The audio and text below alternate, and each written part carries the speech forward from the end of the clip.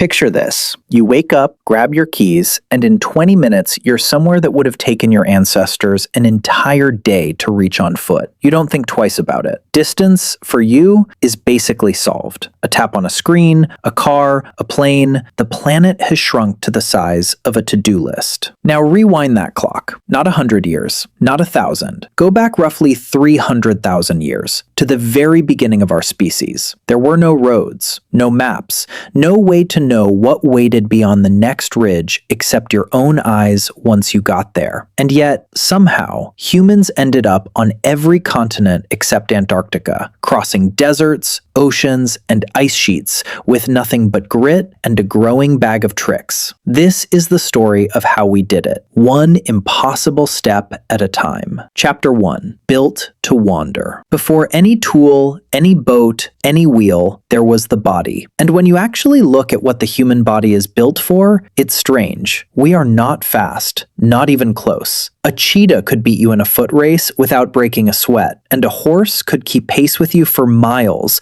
while you're already gasping for air after a couple of minutes at full sprint. But speed was never our advantage. Endurance was. Human feet have arches that work like natural springs, absorbing shock with every stride. The Achilles tendon stores energy on impact and releases it on the next step, so your leg muscles don't have to do all the work themselves. There's even a specialized ligament running along the back of the neck that keeps your head steady while the rest of your body bounces along beneath it. And then there's the secret weapon almost nobody thinks about: sweat. Humans have roughly 2 million sweat glands, letting us cool down while running in the midday heat, something most large mammals simply cannot do. A lion has to stop and pant in the shade. A human can keep moving. Put all of that together, and you get an animal that isn't fast, but almost never has to stop. You could cover 20 miles in a day, sleep, and do it again the next morning, and the one after that, for weeks at a time. Almost no other creature on the planet can pull that off. We've actually found physical proof of just how far back this goes. In 1978, the paleoanthropologist Mary Leakey uncovered a set of footprints preserved in hardened volcanic ash at Laetoli in modern-day Tanzania. They're 3.6 million years old. Two individuals walking upright side by side. It's the oldest confirmed evidence of bipedal walking ever discovered. And if you look at the shape of those prints, they're eerily close to your own footprint today. For millions of years before anything resembling technology existed, that upright gait was the only form of transportation our ancestors had. And somehow, it was enough to eventually carry our species further than any other mammal has ever traveled. Somewhere around 70,000 years ago, groups of humans began drifting out of Africa. This wasn't a single dramatic exodus, no grand departure with everyone setting off together. It happened slowly, in fragments, over thousands of years, small bands pushing a little further each generation into land no human eye had ever seen before. They crossed into the Middle East. They spread out across Asia. They reached Europe. Eventually, they pushed into Siberia, crossed a land bridge into what's now Alaska, and kept moving south until they had walked the length of 2 entire continents. All told, that's something like 15,000 miles of travel, accomplished without a single person knowing what, if anything, was waiting at the end of it. Here's the part that tends to get glossed over. This wasn't aimless wandering. Archaeologists have dug up obsidian tools hundreds of miles from the nearest volcanic source that could have produced them. They've found seashells turning up deep inland, and amber that had clearly been carried across entire mountain ranges. None of that happened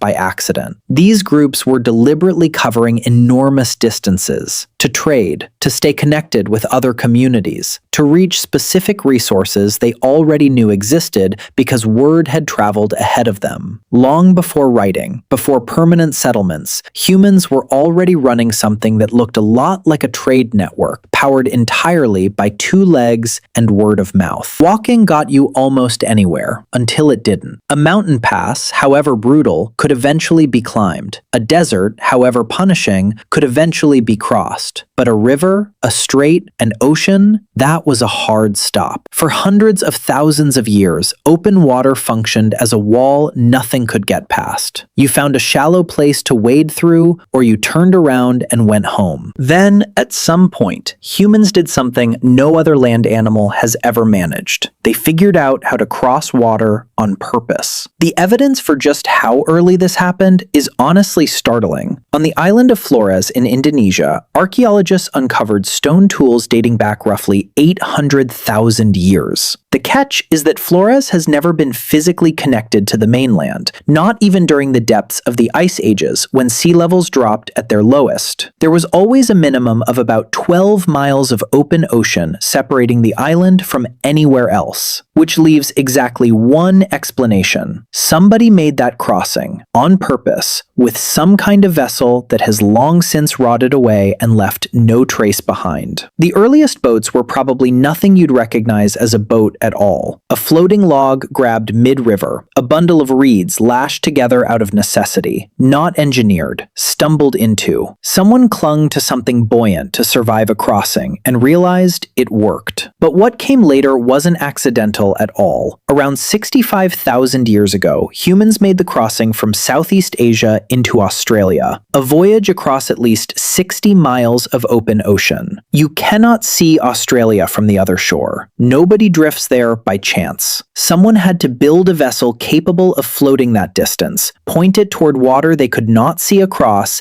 and start paddling with absolutely no guarantee that land existed on the other side. The oldest actual boat ever recovered is the Pesse canoe, found in the Netherlands, a hollowed-out log roughly 10,000 years old. But the technology clearly predates that relic by tens of thousands of years, because people were already living on islands no one could reach on foot long before that canoe was ever carved. And then, starting around 3,000 years ago, the Polynesians pulled off something close to unbelievable. They set out across the Pacific Ocean, the largest body of water on the planet, in double-hulled canoes loaded with food, livestock, and entire families. They navigated using nothing but the stars, the direction of ocean swells, the flight patterns of birds, and subtle changes in cloud color near land. No compass, no charts, just observation refined into a precision that still leaves modern navigators impressed. They reached Hawaii, Easter Island, New Zealand, nearly every habitable island scattered across the Pacific. Some voyages stretching more than 2,500 miles across nothing but open water. Walking had conquered land. Boats had just conquered the ocean. There was still one obstacle nobody had cracked. You can walk 20 miles a day, but you cannot walk 20 miles carrying a 200-pound animal you just killed. For most of human history, the real limit on travel wasn't distance at all. It was weight. You could only move whatever your own body was strong enough to carry, and that ceiling sits somewhere around 40 to 60 pounds before your body starts breaking down. So humans started cheating. The first workaround was dragging. Kill something large, lash it to an animal hide, and haul it back to camp along the ground. We know this happened because archaeologists have identified specific wear patterns on ancient hides that only appear when something heavy has been dragged over long distances. Then came a smarter version, the travois. 2 long poles lashed together in a V shape with a platform slung between them. You pull the narrow end, and the wide end distributes the load. Suddenly, one person could move over 100 pounds instead of 60. It's possibly one of the oldest transport inventions humans ever came up with, and because it was made entirely of wood and leather,